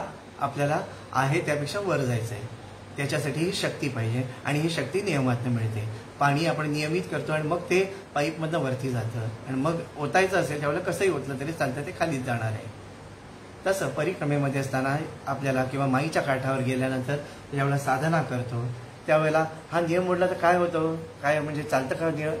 चालत काहीच नाही आणि सगळंच चालतं. दोन्ही उत्तर आहेत त्याला. हरे कृष्ण भक्तवत्सल गोपते शरण्य भगवन विष्णू माम पाही बहुसंस्कृते. पूर्ण शरणागती. आई, मी तुझ्या जवळ आलेलो आहे. हा दगड होता, आता याला शिवलिंग कसं करायचंय हे तू बघ. मी पूर्ण शरण आलेलो आहे. कुठले नियम केले तरी ते पालन करणं माझ्या हातात नाहीये. मी नियमांचा सुद्धा मला अहंकार होऊ देऊ नकोस. मला ह्या देहापासून मुक्त कर. भले माझा देह नंतर राहिला तरी तो लोकोपकारासाठी राहू देत, तुझ्या इच्छेने तो राहू देत, पडायचा असेल तर पडू देत. हे सांगितलं की सगळेजण घाबरतात की असं कसं, पडायचं असेल तर पडू दे कसं. आपण इतके वर्ष तीच अभंग म्हणतो ना, देह जावो अथवा राहो पांडुरंगी दृढ भावो, चरण न सोडी सर्वथा आण तुझी पंढरीनाथा, नामा म्हणे केशवराजा केला नेम चालवी माझा. पंढरीच्या वारीत सुद्धा हेच नियम आहे. तशी वारी आपण करत नाही, आपली कॅल्क्युलेटेड वारी असते. अमक्या ठिकाणी विश्रांती आहे, तमक्या ठिकाणी भोजन आहे, अमक्या वेळेला अमक्या आहे, तमक्या वेळेला. मग कसं काय? जर आम्हाला सगळी खात्री आहे की हे मिळणार आहे तर मग त्याला काय अर्थ आहे? त्याला तपश्चर्या म्हणत नाहीत. आणि आपण तपश्चर्या केल्याशिवाय ह्या योगी होऊ शकत नाही, युक्त होऊ शकत नाही परमेश्वराशी. म्हणून हे सगळं रहस्य, उपासनेचं रहस्य नर्मदा रहस्यामध्ये, नर्मदा रहस्याच्या अनुषंगाने या सर्व गोष्टी तुम्हाला सांगितल्या. आता नियम अजून काय काय पाळायचे आहेत ते तुम्ही ठरवा, तुम्ही शोध घ्या. अधिकस्य अधिकम फलम पुराणात आपल्याला सांगितलंय. जेवढं अधिक पाळाल तेवढं अधिक फळ तुम्हाला मिळणार आहे. फळ म्हणजे काय? जीवनमुक्तता, परमानंद, मोक्ष, सुख, ही सगळी एकाच गोष्टीची नावं आहेत. ती तुम्हाला मिळवायची असतील तर तुम्ही जितके जास्ती नियम पाळाल तितकं जास्तीत जास्त प्रारब्ध लवकरात लवकर तुमचं नाहीसं होईल. आणि तुम्ही, मी तुम्हाला सांगता सांगता हे मला लागू आहे, तितकं आपण परमेश्वराच्या जवळ लवकरात लवकर जाऊ. परमेश्वराच्या जवळ जाऊ म्हणजे त्याच्याशी एकरूप होऊ आणि ह्या देहात राहून सुद्धा मुक्ततेचा आनंद भोगू शकतो. हे परिक्रमेच्या बाबतीत किंवा तीर्थयात्रेच्या बाबतीतले नियम तुम्हाला सांगितले. आता नर्मदा रहस्यामधला पुढचा भाग रुद्रकालीचं वर्णन त्यांनी केलेलं आहे. त्यामध्ये परमेश्वराची शक्ती काय आहे? त्रिगुणात्मक शक्ती आहे. कुठली आहे? सृष्टी करणं ब्रह्मदेवाचं काम, पालन करणं विष्णूचं काम आणि संहार करणं रुद्राचं काम. त्यानंतर तिरोधान करणं हे ईश्वराचं काम आणि त्यानंतर पुन्हा अनुग्रह करून विश्वाची पुन्हा सृष्टी करण्याची प्रेरणा देणं हे सदाशिवाचं काम.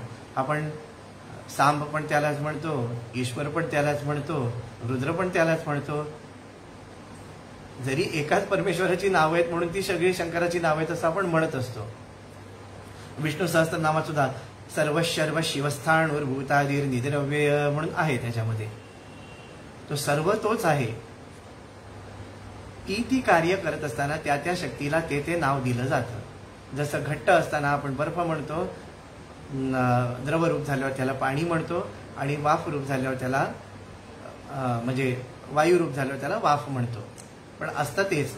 त्याप्रमाणे हीच एकमेव शक्ती जिला नर्मदा म्हणून म्हटलं गेलेलं आहे, या पुराणामध्ये आपण नर्मदा म्हणून तिला म्हणणार आहोत. ती नर्मदाच 3 रूपांनी प्रकट होते, 3 रूपांनी कार्य करते. त्याप्रमाणे ब्रह्मदेवाने सृष्टी निर्माण केली. हे अनेक कल्पांचं वर्णन आहे बरं का. एकदा सृष्टी झाली, त्या कल्पामध्ये सर्व लयापर्यंत गेलं, लय झालं. त्याच्यानंतर मग काही काळ तो परमेश्वर मुक्त आनंदात होता. काहीही त्याला निस्संज्ञ म्हटलेलं आहे, की त्याला बाहेर काही आहे ह्याचं भानच नाही, फक्त आहे एवढंच. त्या अवस्थेमध्ये तो त्याला ब्रह्मस्वरूप म्हटलेलं आहे. मग पुन्हा त्या ब्रह्मस्वरूपाला प्रेरणा देते की आता सृष्टी परत करायला हवी. त्या पहिला स्पंद, पहिलं व्हायब्रेशन, तिलाच शक्ती म्हटलेलं आहे. त्याप्रमाणे अनेक वेळा नाश होऊन हे मार्कंडेय ऋषी वर्णन करतायत. आता त्यांनी वाराह कल्प वर्णन करायला घेतलेलं आहे. त्याच्यामध्ये त्यांनी सांगितलं की ह्या वाराह कल्पानंतर ब्रह्मदेवाचं काम झालेलं होतं, सृष्टी झालेली होती. त्याचं पालन करून ती सृष्टी पूर्ण पुष्ट पण झालेली होती. आता संहाराचं काम करावं म्हणून जगदंबेनी म्हणजे त्या आदिशक्तीने ईश्वरांना प्रेरणा दिली. ईश्वर तपश्चर्यामध्ये होते, रुद्र जे होते ते तपश्चर्यामध्ये होते, आणि त्यांना प्रेरणा दिली की आता संहाराचं काम सुरू करायचं आहे. तेव्हा शिवाच्या शरीरामधनं एक शक्ती प्रकट झाली, जी अत्यंत चंद्रासारखी सुंदर होती, आणि ती प्रकट झाली. तिला शंकराने सांगितलं ह्या विश्वाचं नाश कर आता. तेव्हा ती म्हणाली मी मातृस्वरूप आहे, मी नाश नाही करू शकत. तेव्हा हे भगवान शंकरा आपणच या विश्वाचा नाश करा. शिवाच्या अंगभूत परब्रह्माची शक्ती प्रकट झाली, ती मातृस्वरूपा असल्यामुळे ती म्हणाली मी नाश करणार नाही. तेव्हा आपल्यातला क्रोध हुमफट ह्या बीजांनी शिवांनी व्यक्त केला, आणि तो क्रोध त्या चंद्रवर्णीय स्त्रीच्या शरीरामध्ये गेला आणि ती काली झाली. काल प्लस ई, ई म्हणजे शक्ती, इम हे बीज हे शक्ती बीज आहे. कालाची शक्ती प्रकट झाली आणि तिने काली हे रूप धारण केलं. हिचं वर्णन दुर्गा सप्तशतीमध्ये जसं केलंय त्याच प्रकारे ह्या पुराणातही केलेलं आहे.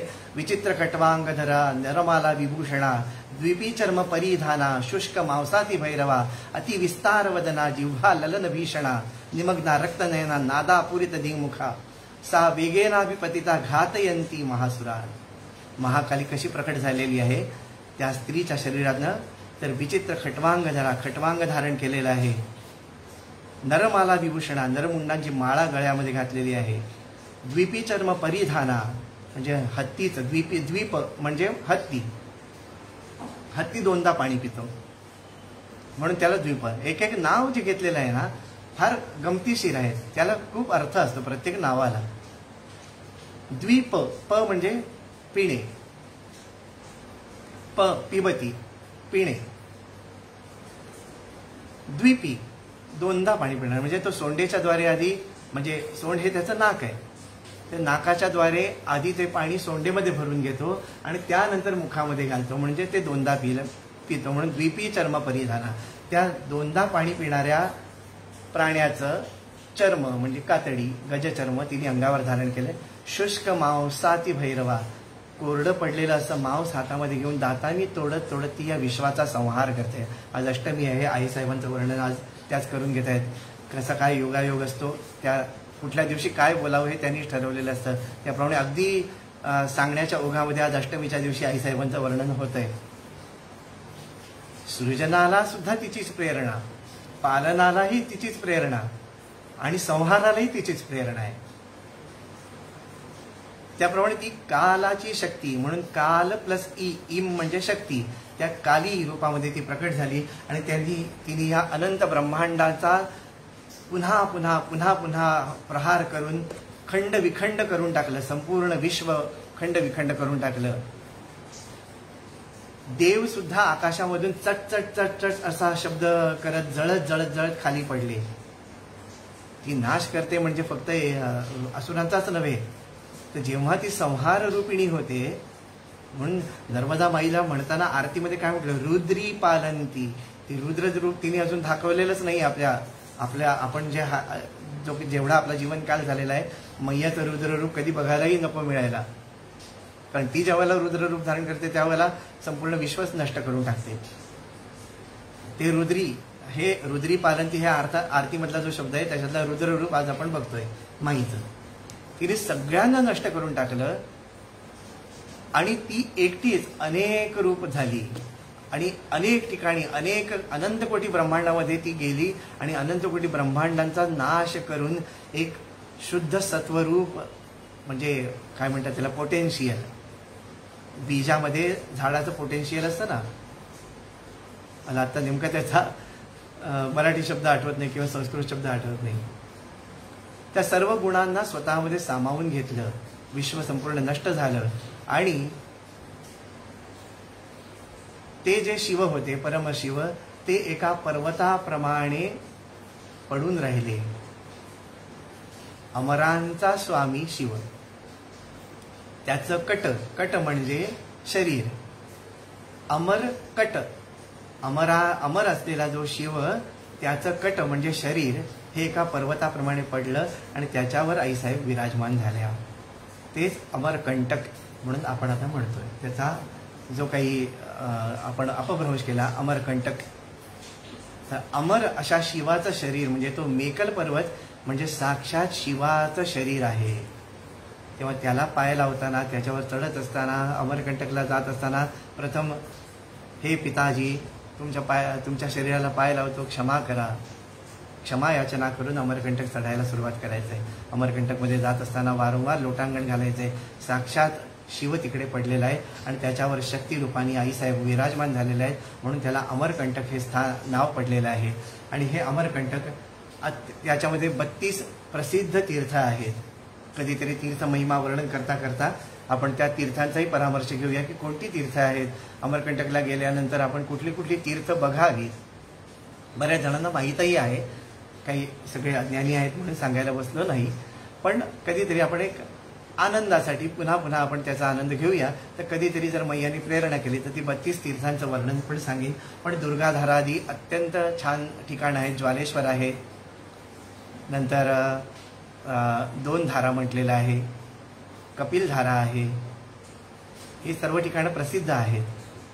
तर ह्या सर्व ठिकाणांचंही प्रत्येक तीर्थाचा एक एक महिमा आहे. कसं ते त्या तीर्थाचा महिमा प्रकट झाला. मैया जिकडे जिकडे वाहते तिकडे ती महिमावान आहेच आहे, पण प्रत्येक तीर्थाचा महिमा कसा प्रकट झाला एक खास आपण कधीतरी बोलायला बसलो तर फक्त अमरकंटकवर बोलूया.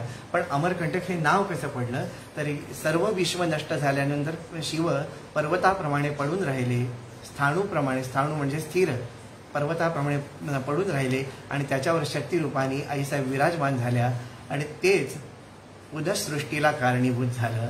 म्हणून तिकडनं नर्मदेचा प्रवाह हा वेगळ्या अर्थाने प्रवाहित झाला. विश्वाचं सृजन जिकडून झालं तेच माईचं जन्मस्थान. आणि ह्या शिवशक्तीमध्ये काल आपण म्हटलं ना, माईचा बीज मंत्र हरिम आहे. ह शिव, इम शक्ती, र तेज. शिवशक्तींच्या एकत्रीकरणाने प्रकट झालेलं तेज म्हणजे नर्मदा माई आहे आणि तेच या विश्वाला निर्माण करणारी प्रथम जननी आहे ती. आणि ह्या बीजामध्ये सर्व ऋषींना तिने आपल्यामध्ये सामावून घेतलं आणि तिच्यामध्ये सर्व ऋषी जीवनमुक्त होऊन आनंदाने राहिले. असा हा नर्मदा माईचा आणि अमरकंटकचा महिमा आहे. म्हणून अमरकंटकला अनन्यसाधारण महत्त्व सर्व परिक्रमेमध्ये का येतं, तर ते ह्या गोष्टीमुळे आहे की तिकडे शिव, शक्ती आणि त्यांच्यापासून निर्माण झालेलं तेज या तिन्ही गोष्टींचा त्रिवेणी संगम तिकडे आहे आणि म्हणून त्याला प्रदक्षिणा आपण घालतो. आता हे अमरकंटकचं जे महात्म्य आहे ते एका सुंदर अशा पदामध्ये एकांनी वर्णन केलेलं आहे. ते पद आपण अमरकंटकसाठी किंवा तिकडच्या मैयाच्या उगमस्थानाचं कौतुक म्हणून आपण आता ते पद म्हणणार आहोत.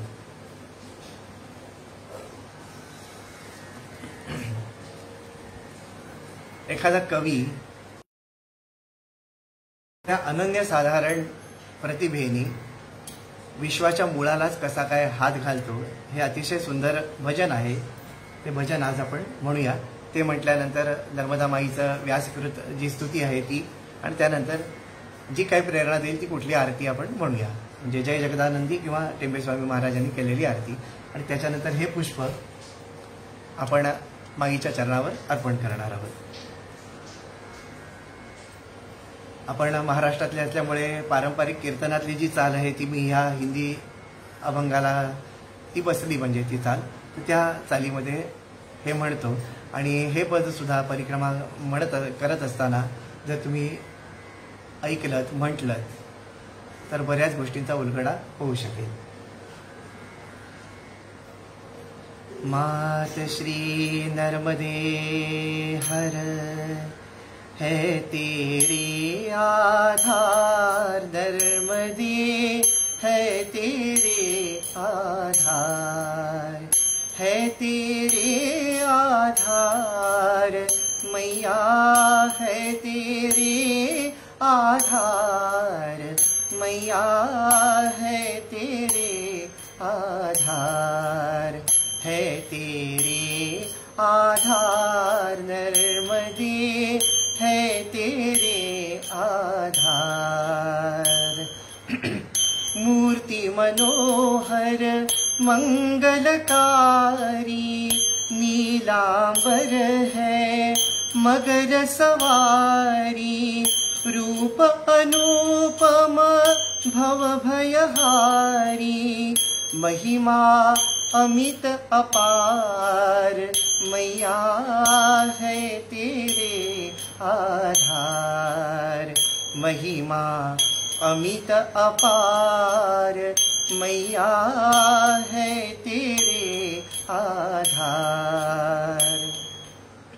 शंभुलोक से धारा आई, मेकल पर्वत तीर्थ बनाई, अमरकंठ जग कीरत छाई, होवे जय जयकार, मैया है तेरे आधार, होवे जय जयकार, मैया है तेरे आधार. रेवा कुंड की शोभा न्यारी, जहाँ स्नान करे नर नारी, छटा अनूठी निर्मल वारी, चहुदिशी फाटक द्वार, मैया है तेरे आधार, चहुदिशी फाटक द्वार, मैया है तेरे आधार. पूरब बगिया बनी सुहावन, मार्कंड आश्रम पतित पावन, शोणभद्र धारा मन भावन, गिरती ओढ़ पहाड़, मैया है तेरे आधार, गिरती ओढ़ पहाड़, मैया है तेरे आधार. कपिल धारा की है छवि न्यारी, दो धारा निर्जन भयकारी, बड़े बड़े गिरि दुर्गम भारी, तिनको दीन बिदार, मैया है तेरे आधार, तिनको दीन बिदार, मैया है तेरे आधार. धारा नर्मदा पश्चिम धाई, उत्तर शोणभद्र प्रभुताई, दोनों शिव गंगा पद पाई, दिए पात की तार, मैया है तेरे आधार। दिए पात की तार, मैया है तेरे आधार। यम से दूतन जाय पुकारे, पापी खोज खोज हम हारे। वे सब रेवा के द्वारे, बंद किया यम द्वार। मैया है तेरे आधार। बंद किए यम द्वार, मैया है तेरे आधार। सुमिरन से मैया दुख हरती, दर्शन से पातक संहरती। मार्जन से मिलती है मुक्ति, पाप होय सब छार। मैया है तेरे आधार। पाप होय सब छार, मैया है तेरे आधार। शंकर तुम्हें महावर दीन्हे, तुम कंकर शंकर सब कीन्हे। भक्तन को निज सेवक चीन्हे, किया जगत उद्धार। मैया है तेरे आधार। किया जगत उद्धार, मैया है तेरे आधार। मातु नर्मदे तुम्हें मनाऊं, तुम्हारी कृपा से विमल मति पाऊं। शिव सरिते तेरे गुण गाऊं, कर दे बेड़ा पार। मैया है तेरे आधार। कर दे बेड़ा पार, मैया है तेरे आधार। है तेरे आधार नर्मदे, है तेरे आधार। मैया है तेरे आधार। है तेरे आधार, मैया है तेरे आधार। हे अमरकंटाचं महात्म्य आहे। यामध्ये अनेक कल्पामध्ये नर्मदा मैया अनेक प्रकारे अनेक राजांच्या तपश्चर्येमुळे अमरकंटकमधून पुन्हा पुन्हा प्रकट होत राहिलेली आहे। त्याचंही वर्णन केलेलं आहे, नर्मदा रहस्यामध्येच केलेलं आहे।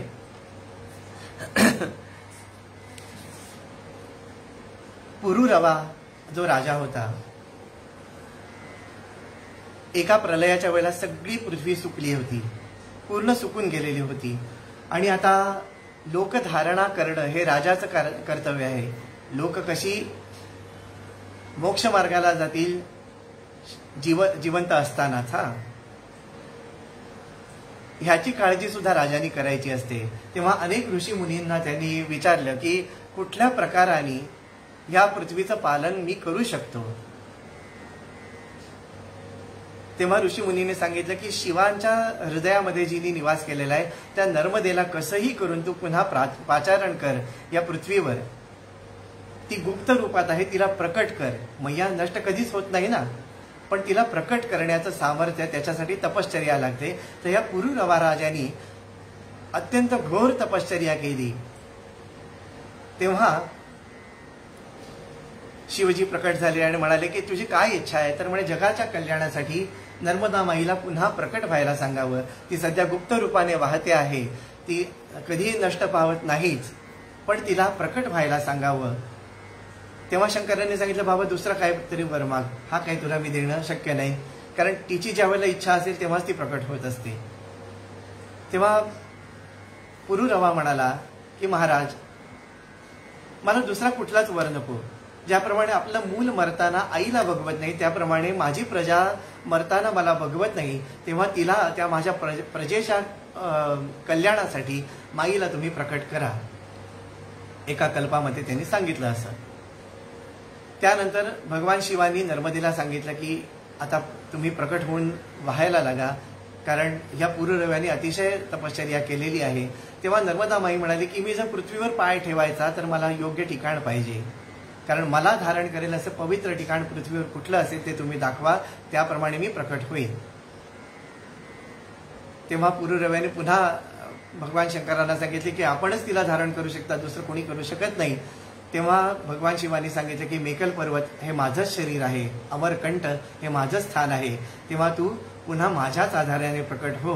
म्हणून त्या कल्पामध्ये सुद्धा माईने पहिलं पायाचं अंगुष्ट मेकल पर्वतावर ठेवलंय. आता कित्येक जण फार गोंधळ टाकत असतात की माईचे पाय कुठे आहेत, नाभी जर नेमावरला आहे तर अमकं कुठे आहे. त्याचं उत्तर पुराणाच्या आधारे दिलेलं आहे की माईने प्रथम पदस्पर्श केला आहे, तो मेकल पर्वतावर केलेला आहे.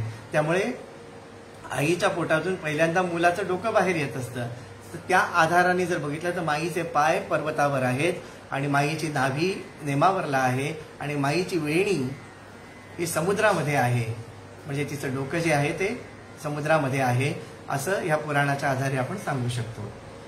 ह्या प्रकारे अमरकंटकचं महात्म्य जो कोणी ऐकतो त्याचे 7 जन्मकृत पाप नाहीशी होतात, असा ह्या 20-22 अध्यायांचं जी फलश्रुती सांगितलेली आहे नर्मदा रहस्यामध्ये, ते अमरकंटक पर्वताची उत्पत्ती, कालीचा पराक्रम आणि नर्मदा माईचं प्रकट होणं, ही कथा जो कोणी ऐकतो त्याचे 7 जन्माची पाप नाहीशी होतात. त्यामुळे आता आज आपण निष्पाप झालो आहे हा विश्वास धरून आता माईकडे जाताना पद्मपुराणातले जेवढे नियम आपल्याला पाळता येतील शक्यतो सगळेच नियम पाळायचे. मुळात म्हणजे घराकडची अटॅचमेंट, जी काही लिप्तता आहे घराबद्दल, संसाराबद्दल, ती निदान आपण परिक्रमेला गेलेलो असताना सोडायची आहे. फोनवर बोलू नका असं म्हणत नाही, पण जेवढं आवश्यक आहे तेवढंच की मी व्यवस्थित आहे, तुम्ही व्यवस्थित आहात, त्या क्षणी फोन कट झाला पाहिजे. एवढं जरी वैराग्य पाळलात ना तरी एका परिक्रमेतनं तुम्हाला प्रचंड फळ मिळून जातं. माईच्या स्वरूपाच्या अतिशय जवळ आपण जातो आणि मोक्ष स्वरूपाकडे जातो, आनंद स्वरूपाकडे आपण जातो. म्हणून परिक्रमा ही साधना आहे, ॲडव्हेंचर नव्हे. एवढं लक्षात ठेवा की काही साहसासाठी केलेले काही उपक्रम असं नाही येतो. ह्या गांभीर्याने परिक्रमेकडे, उपासनेकडे बघा आणि त्याच्यानंतर तो आनंद तुम्हाला नाही मिळाला तर माईकडे तक्रार करा की माई आम्ही एवढे नियम पाळले पण आम्हाला आनंद मिळाला नाही. मग तुम्हाला माईला विचारण्याचा अधिकार प्राप्त होतो.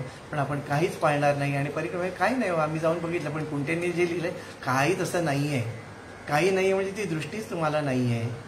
त्यांनी केलेली तपश्चर्या जी आहे तशी तपश्चर्या न करता आपण तिकडे अपरिपक्वपणाने गेलेलो आहे. त्यामुळे आपल्याला त्याच्यातल्या ती जी गूढ सृष्टी आहे ती आपल्याला दिसत नाही आहे. ती दिसायला पाहिजे तर ते नियम पाळून आपण माईच्या काठावर जायचं आहे, तपश्चर्या करायची आहे. आता आपण सध्या घरामध्येच माईचं चिंतन करतोय, आपल्या आसपास माई वावरतेच आहे, कारण ती विश्वरूपाने नटलेलं आहे असं आदि शंकराचार्य म्हणतात. या सर्व गोष्टींवर श्रद्धापूर्वक जर तपश्चर्या केली तर प्रत्येक पुराण श्रवणाचं फळ तुम्हाला मिळणारच आहे. घर बसल्या सुद्धा माईचा सहवास आपण पुराणाच्या आधारे घेऊ शकतो. हे पुराण वाचल्यानंतर एका नर्मदा परिक्रमेचं फळ आहे असं सांगितलं गेलेलं आहे. नर्मदा परिक्रमा जमत नाही ना तर नर्मदेचं चिंतन अहर्निश 24 तास आपल्या घरामध्ये करा. या पुराणाच्या आधारे करा, स्तोत्राच्या आधारे करा, तिच्या मंत्राच्या आधारे करा आणि मग त्यानंतर तिचं स्वरूप आपल्या घरामध्ये सुद्धा दाखवून देते. जमलं, कधी वाटलं, जर तिने प्रेरणा केली तर तो अनुभवही सांगेल. आता महर्षी व्यासकृत नर्मदा स्तुती आणि त्यानंतर आरती नेहमीप्रमाणे होईल आणि त्यानंतर हे पुष्प महाराजांच्या चरणी अर्पण करणार. जय भगवती देवी नमो वरदायिनी पाप विनाशिनी बहुफल दे. जय शुंभ निशुंभ कपाल धरे प्रणमामि तु देव नरार्ति हरे.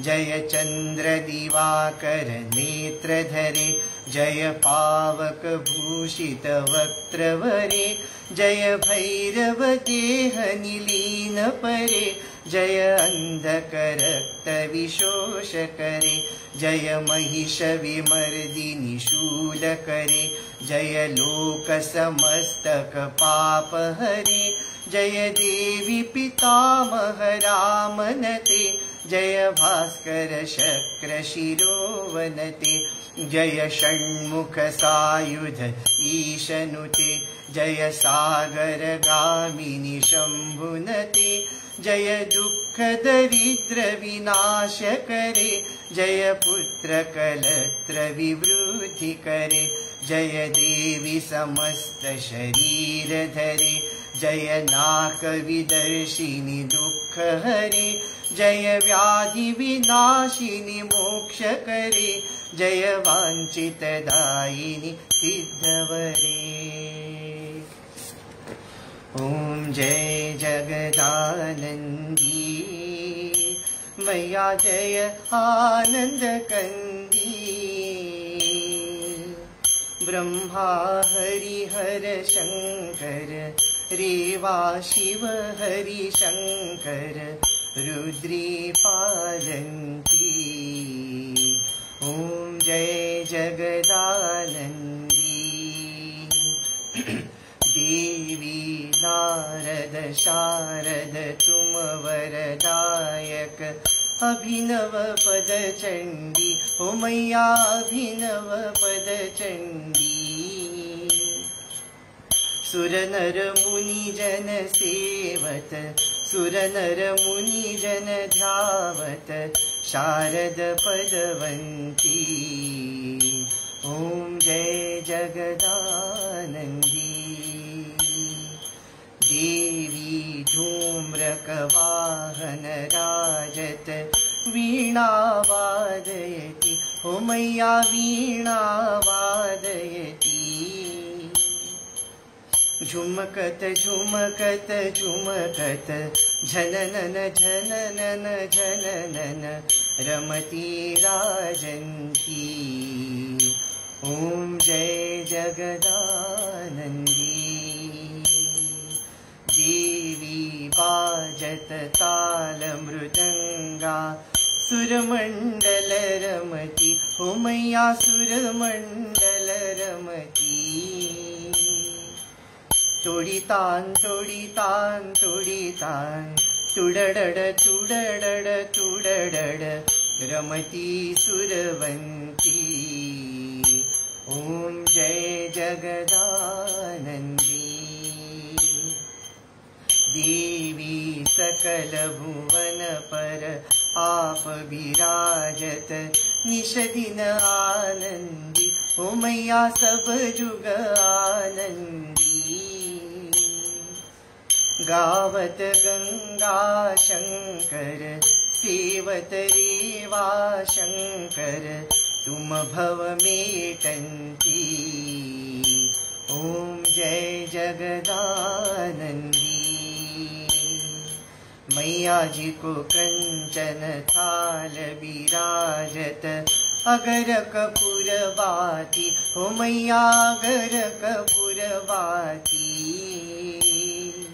अमर कंठ में विराजत, घाटन घाट पूजावत, कोटि रतन ज्योति। ओम जय जगदानंदी मैया जी की आरती निश दिन जो कोई पढ़ गावे, ओ मैया सब जुग जन गावे। कहत शिवानंद स्वामी, रटत हरिहर स्वामी, मनवांछित फल पावे। हरि ओम जय जगदानंदी जय जगदानंदी। हो मैया जय आनंद कंदी, हो रेवा जय मंगल चरणी। ब्रह्मा हरिहर शंकर, रेवा शिव हरि शंकर। कर रुद्री पालंती।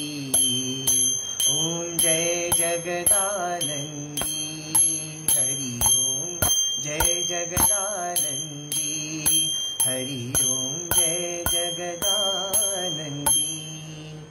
मात श्री नर्मदे हर नर्मदे हर नर्मदे हर। श्री सद्गुरुनाथ महाराज की जय। परम पूज्य गुरुदेवता श्री कलावती माता की जय। परमहंस परिव्राजकाचार्य श्रीमद् वासुदेवानंद सरस्वती स्वामी महाराज की जय। अनंत कोटि ब्रह्मांड नायक राजाधिराज सच्चिदानंद सद्गुरु श्री ब्रह्म चैतन्य महाराज की जय। सब संतन की जय। वासुदेव हरि वासुदेव हरि वासुदेव हरि। या वासुदेव हरी मध्ये पण हर ई 3 बीज आहेत। हे नर्मदाचंच बीज वासुदेव हरी वासुदेव हरी पांडुरंग हरी हरी नर्मदे हर।